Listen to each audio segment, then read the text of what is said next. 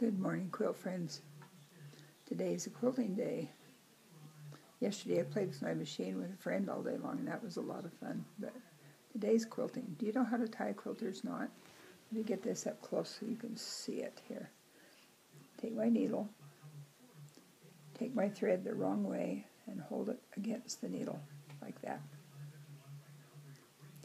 Wrap the thread around and around and around the needle about 4, 5, 6 times, then get hold of it with the other finger really tight. Pull it down over the string all the way, and at the end you have a quilter's knot.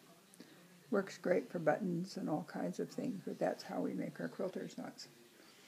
And it's just a lot of fun. Before I do quilting this morning, I've got to do some marking because I haven't finished marking this quilt yet. This is kind of do as I go quilt because I'm changing my mind as I go along. So I've got a sew line pencil, and it has white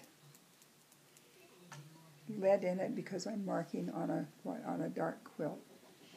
Also can use chalk if I want to.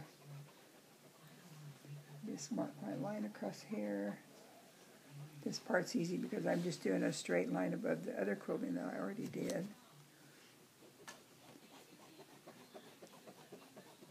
Kind of scratch back and forth a little bit so that I see that line. And I've got my line. The top's easy because it's already a line because of the way it's made there. But I've decided to quilt all the way around the border on this quilt so that the whole quilt would be tied in. If I get my knot through.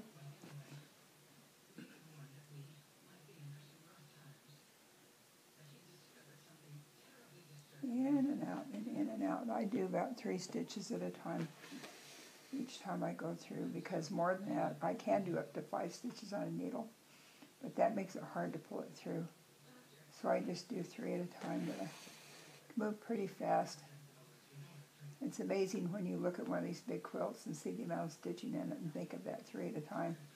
I have no idea. Let's see, a lot of the spools that I buy are what? See how many yards of material it has on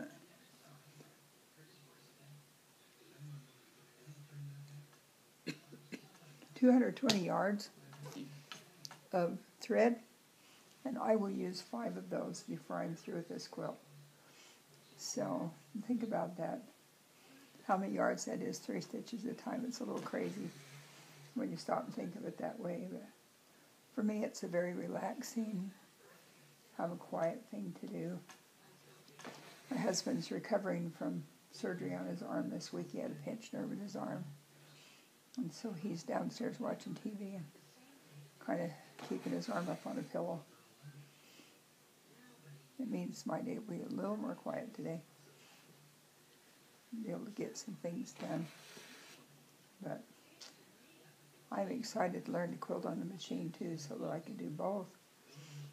So I have a new skill, and my friend taught me some great ideas yesterday, and I finally figured out why I was setting my machine wrong. That was my whole problem. I was setting my machine wrong. And once my machine was set, I found out I could do some things I didn't know I could do. And one of the other interesting things, I watched a video online this morning that Pat Sloan put on, or that Paula Reed put on.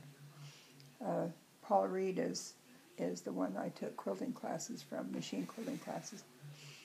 And she showed a video of quilting on the machine using rulers to guide your foot this morning, and both curved rulers and straight rulers. So that was an interesting video, a way to do. I'm kind of excited to try that. But I've got 2 or 3 projects going at once, and so I have to decide which one I'm going to work on today. And today I'm going to quilt until noon, and then I'll probably go in on my sewing machine again and do some quilting in there. But it was fun to find some friends here that do some quilting. One of the ladies I work in the temple with does hand quilting, and I found out the other day she only lives just a couple blocks away from me, so we're going to get together, do some quilting once I get past this week.